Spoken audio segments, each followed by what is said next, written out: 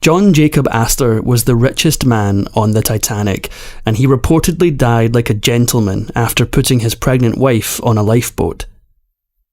But the truth about his last moments is so much darker. Born into one of the wealthiest families of the Gilded Age, John Jacob Astor IV got dealt the best hand one can receive. But this 19th century Nepo baby soon proved he had the wit and cunning to compete with the big boys of the business world, until his life was cut short by a symbol of the very decadence that defined his existence in the first place.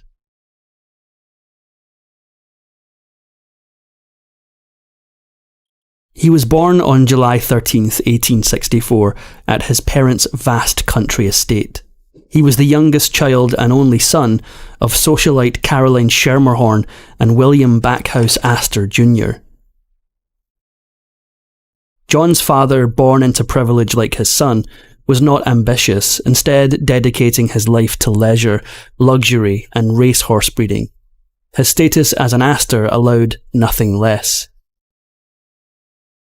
John was the youngest of 5 children, and he and his 4 older sisters fit the textbook definition of kids born with silver spoons in their mouths.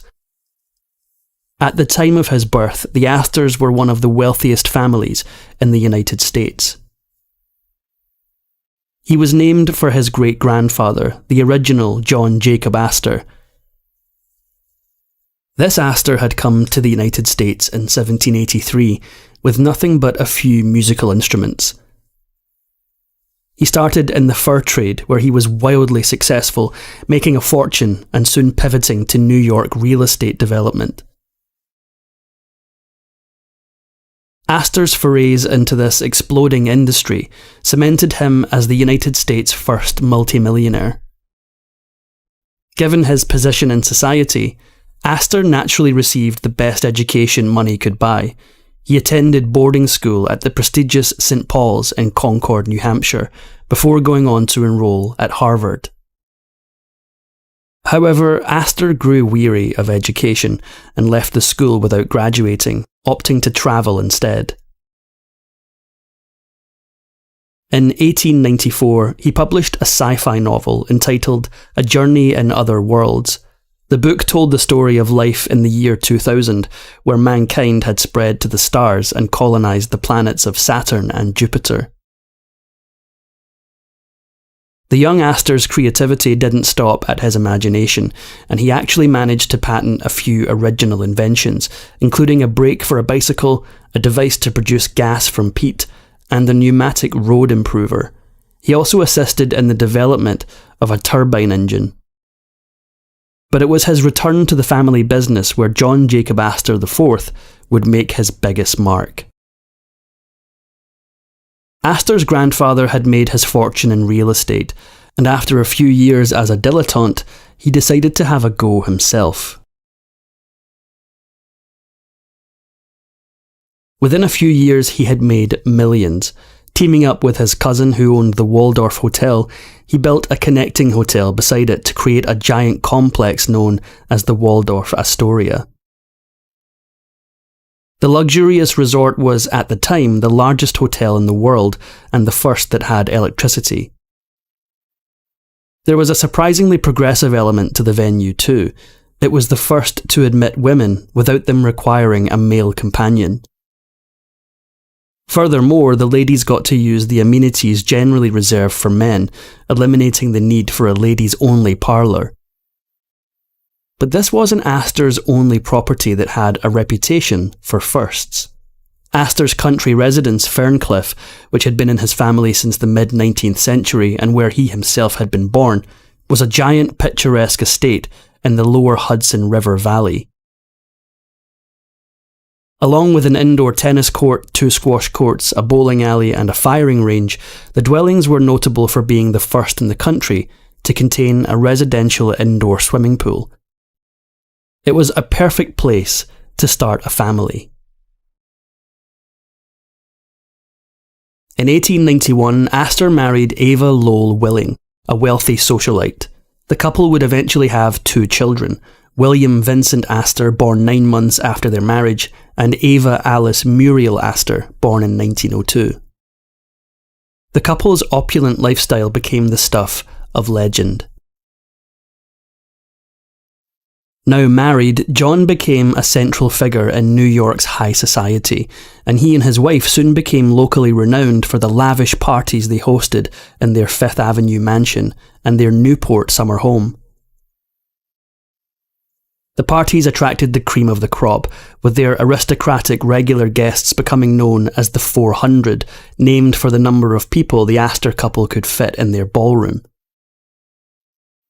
One of Astor's frequent guests included New York Governor Levi P. Morton. The politician and the millionaire developed a close and trusted relationship that proved fruitful for both of them. What a surprise. In 1898, the Spanish-American War broke out. With his connection to American interests, Astor personally dedicated some of his vast fortune to the campaign effort. As well as allowing the US forces to use his yacht, he also personally financed a volunteer artillery unit that served in the Philippines that became known as the Astor Battery. That same year, Astor was appointed lieutenant colonel in the US Volunteers and shipped out to Cuba. There he served as an officer on the staff of a major general. Naturally, due to his high social status, he didn't see any action, but he did appear in what were some of the first war propaganda films ever produced. John became known as Colonel Astor, a temporary title that evolved into a permanent nickname. The title stuck long after his service had ended, with some subsequent media coverage even referring to the man simply as Colonel. The formerly wanton, maladroit young man had gained the respect of the press that once scorned him. By the turn of the century, Astor had grown very distant from his wife Ava, and the two began to live separate lives. The Colonel's constant philandering didn't help matters, and things finally came to a head. In November of 1909, Ava had finally had enough and filed for divorce. Divorce in those days was exceedingly rare, and word spread quickly, causing something of a stir among the couple's high society social circle. The scandal was compounded tenfold when the 47-year-old Astor announced that he was engaged to marry 18-year-old socialite Madeline Talmadge Force. The very fact of his remarriage would have been controversial enough, but the nearly 30-year age difference between Astor and his new bride provoked vicious gossip. Astor and his bride had difficulty finding a clergyman to marry them, considering the social stigma around divorce and remarriage. However, they eventually found a reverend who performed the ceremony at Madeline's parents' Newport home. Astor quickly grew weary of the scandal surrounding his remarriage, and to escape the scrutiny of the press and his social circle alike, the couple decided to embark on an extended honeymoon until the controversy blew over. They sought refuge in Egypt and then Europe, taking in the sights as they travelled. They didn't leave everything behind, however. One of the few people who didn't spurn Astor or his new bride was Margaret Molly Brown, who later became known as the unsinkable Molly Brown, following her tireless efforts to rescue as many Titanic passengers as possible. Grateful for Brown's support, the Colonel and his new wife requested her presence on their honeymoon, and she agreed to join them as a travel companion. In early 1912, several months after their wedding, Madeline became pregnant while she and Astor were still travelling. The couple decided they wanted their child born in the US, and they were going to travel home in style. Astor and his wife booked passage to New York on the RMS Titanic.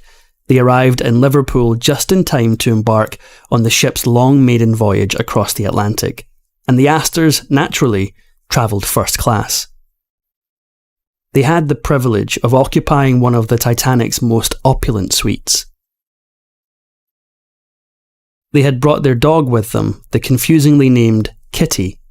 An Airedale breed, the couple were deeply fond of their pet and kept a watchful eye on her during the voyage, as they had previously lost her in Egypt, which caused much distress in the hours before she turned up again. After that debacle, Astor was pretty confident they'd have no bad luck from here. Astor was fascinated by the Titanic and the reputation that preceded it. He would often rattle off statistics about its construction, and on one occasion is reported to have uttered those well-known cursed words, "She's unsinkable, a modern shipbuilding miracle." On April 14th, 1912, mere hours before tragedy would strike, Astor attended an opulent dinner party in the ship's B-deck restaurant.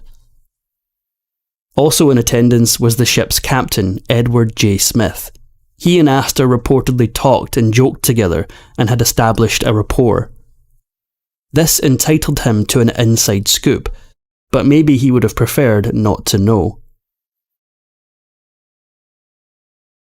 At approximately 11:40 p.m. on the night of April 14th, the Titanic struck an iceberg 400 miles off the coast of Newfoundland. Astor, who was playing cards at the time, heard the deafening sound from above deck and sought out a status report from the captain. The captain advised him to wake his wife, as they may have to board the lifeboats. The clock had begun to tick. All accounts of Astor's attitude that night stress that he remained composed throughout the entire ordeal. He calmly woke his wife and escorted her out of their room. He chatted casually with other passengers about the collision. However, he may have been a little too unperturbed. "I'm looking for my damn dog." "John!" Some reports seem to imply that Astor didn't take seriously the possibility of the ship sinking. He evidently still had faith in the Titanic's unsinkability, preferring to remain on its solid decks than attempt to escape, and allegedly declared, "We are safer here than in that little boat." Astor had apparently changed his mind by 1:45 a.m. on the morning of April 15th, with the prospect of the Titanic's demise seeming more and more inevitable. He escorted his wife to the lifeboats and helped her board, and he hoped to join her. He begged for a place for himself to attend to her delicate condition. The crew refused, as they were loading women and children first. Astor then asked what lifeboat number it was, and was told it was number 4. While some believe this was only to find his wife later if he could, there may have been a darker story. There are conflicting reports about what Astor did from there. Some say he was instrumental in helping many other passengers onto lifeboats. One report alleges he went down to the ship's kennels and released all the dogs. Indeed, many have claimed to have seen dogs running around the Titanic's decks as it sank. The last reported sighting of Astor claims he was smoking in the first-class lounge. Nonetheless, and despite Astor's coming end, there's a chilling fact at play. Even with the much-touted women and children first policy on the Titanic, in the end, the mortality rate for third-class children was higher than for first-class men. The Titanic sank at 2:20 a.m. Of Astor's party, his wife, her nurse and her maid all survived. Astor's valet and his dog, Kitty, did not. John Jacob Astor never made it off the ship either. The subsequent search for survivors soon became a search for bodies.